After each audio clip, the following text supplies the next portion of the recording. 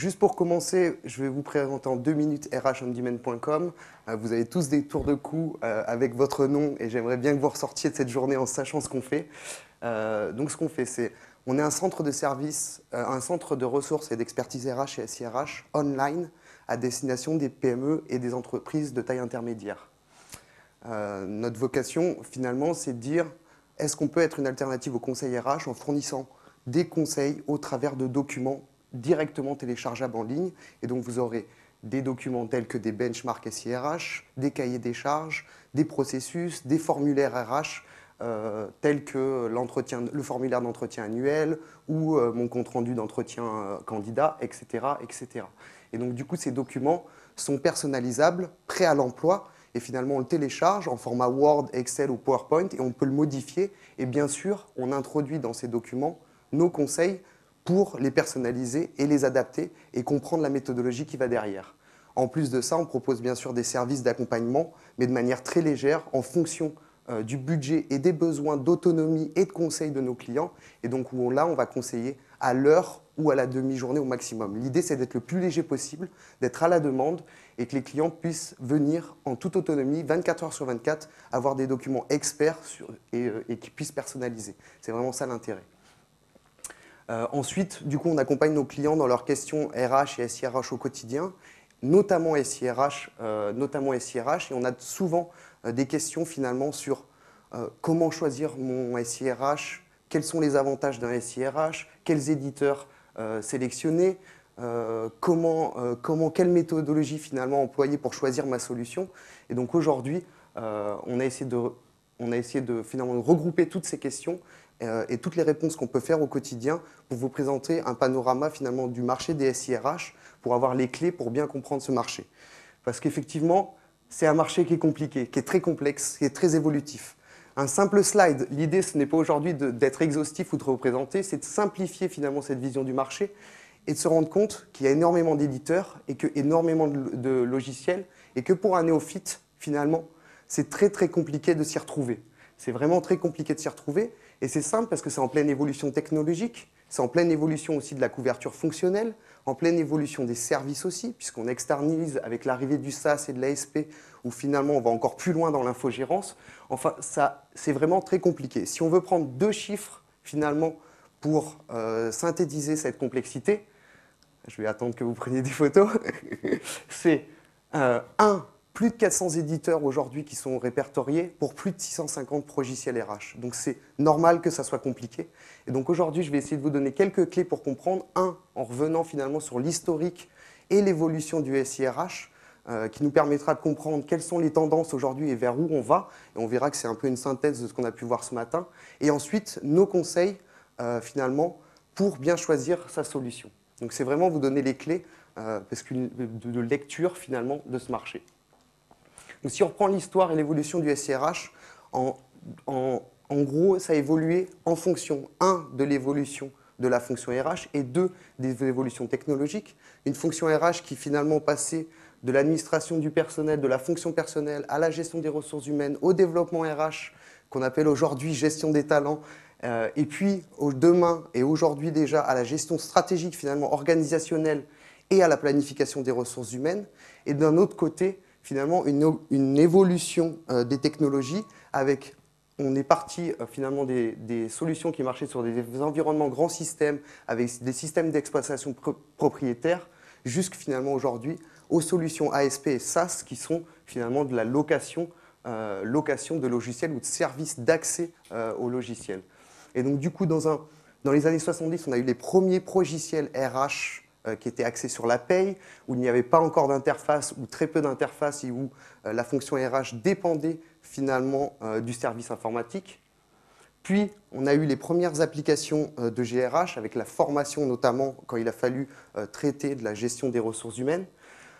Ensuite, ça c'est arrivé avec l'avènement de la micro-informatique et on a commencé donc à vivre à la fois des moteurs de paye et de gestion administrative et des solutions de gestion des ressources humaines. Et on commence, qui était sur micro, donc sur poste de travail, et donc il y avait quelques difficultés d'interfaçage, c'est toujours le cas aujourd'hui, on commence à mieux intégrer, mais voilà, les difficultés d'interfaçage entre finalement Le développement RH et la GAPay ont commencé à cette époque-là, puisqu'on avait des grands systèmes d'un côté et le poste de travail de l'autre. Ensuite, on a eu les premiers ERP avec finalement des évolutions qui nous ont permis de séparer finalement la base de données et le traitement de la base de données. Et donc, on a eu les premiers ERP qui ont permis de gérer à la fois la paye et le développement RH avec un socle GA qui était partagé. Et ensuite, on a vu l'arrivée avec le web des solutions ASP et SaaS aujourd'hui, et donc à l'explosion de ce qu'on appelle, nous, les best-of-breed développement RH, qui sont partis finalement d'un domaine RH et qui ont élargi leur offre et leur couverture fonctionnelle.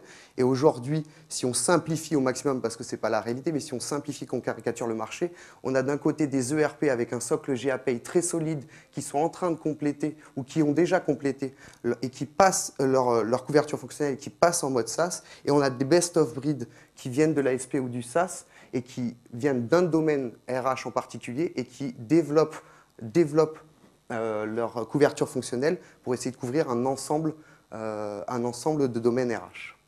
Voilà. Sur les tendances, du coup, on voit une évolution finalement de l'offre de services et des modèles financiers, parce que finalement l'avènement du SaaS, c'est quoi? C'est la mutualisation des problématiques et des coûts IT, avec l'hébergement, avec la sécurité, les problèmes de sécurité, les problèmes de confidentialité donnée, les problèmes de maintenance et d'évolution.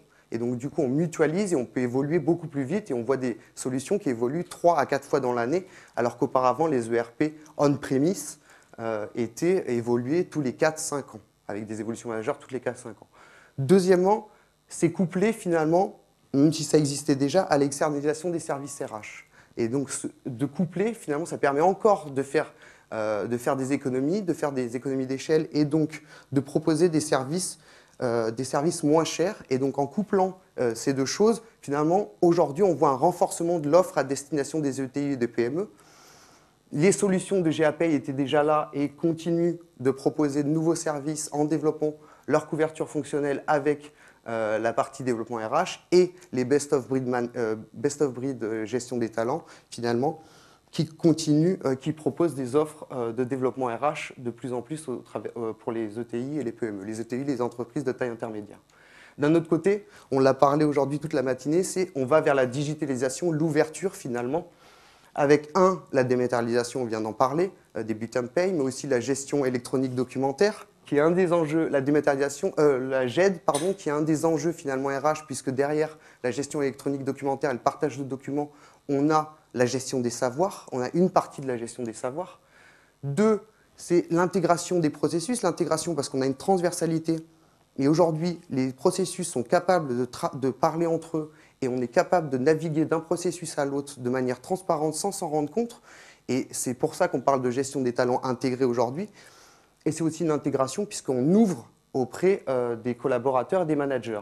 Ce qui fait que c'est une autre tendance, c'est la collaboration et les réseaux sociaux, on en a parlé, donc c'est l'ouverture vers l'externe, la collaboration en interne, la création de portails employeurs et managers, et donc d'ouvrir finalement ce SIRH, les RH ne sont plus propriétaires, mais offrent des outils RH à destination des managers pour pouvoir gérer les carrières et les compétences de leurs collaborateurs et atteindre la performance.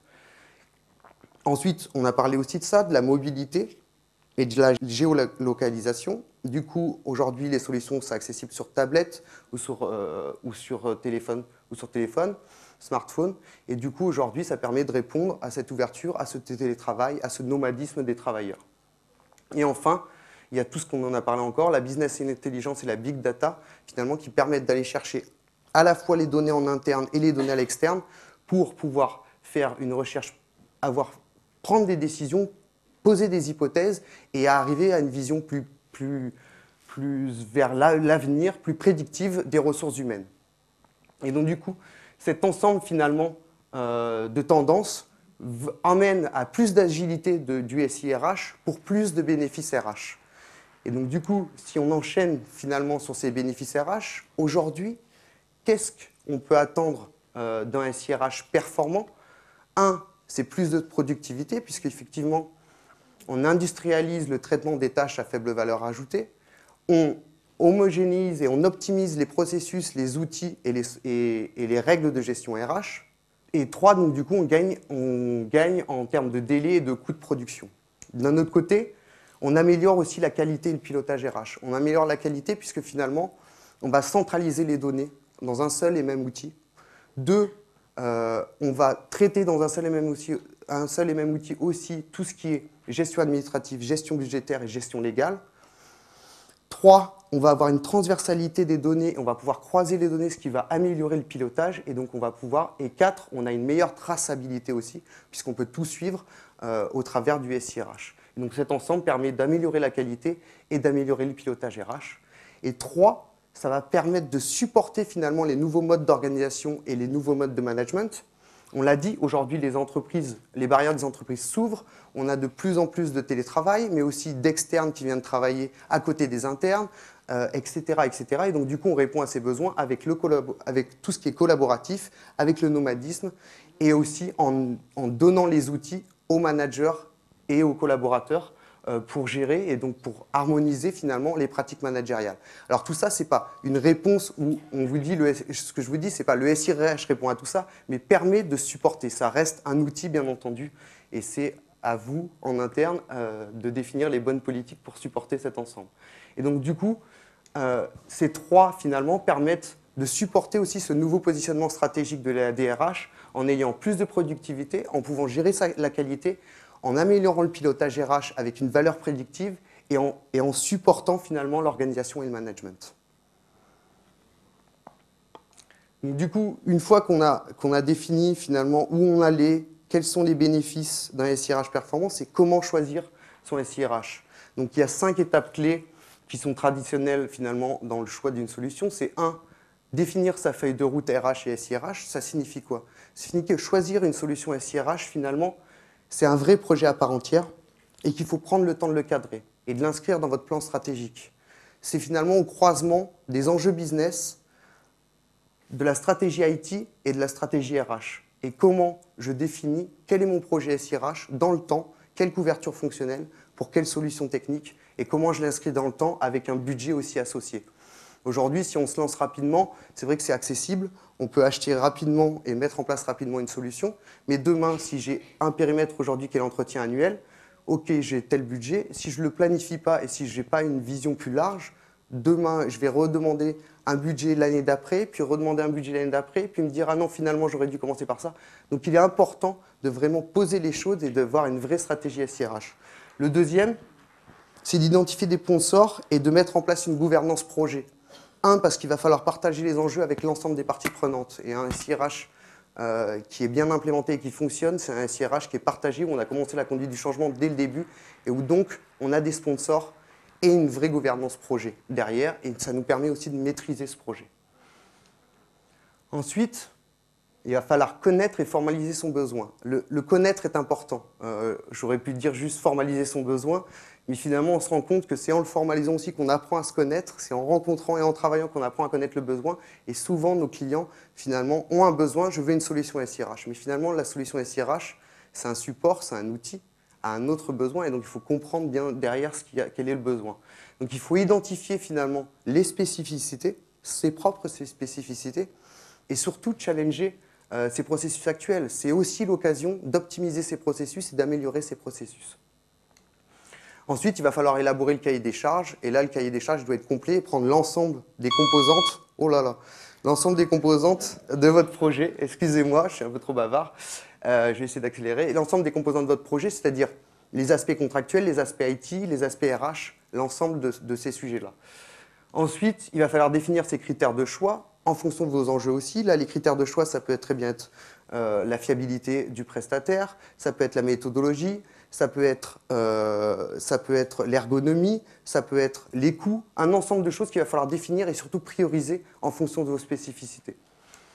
Ensuite, il va falloir consulter les éditeurs. Et donc là, pour les consulter, c'est en entonnoir. Nous préconisons de le faire en entonnoir, c'est-à-dire, de demander les premières informations assez larges à un ensemble d'éditeurs.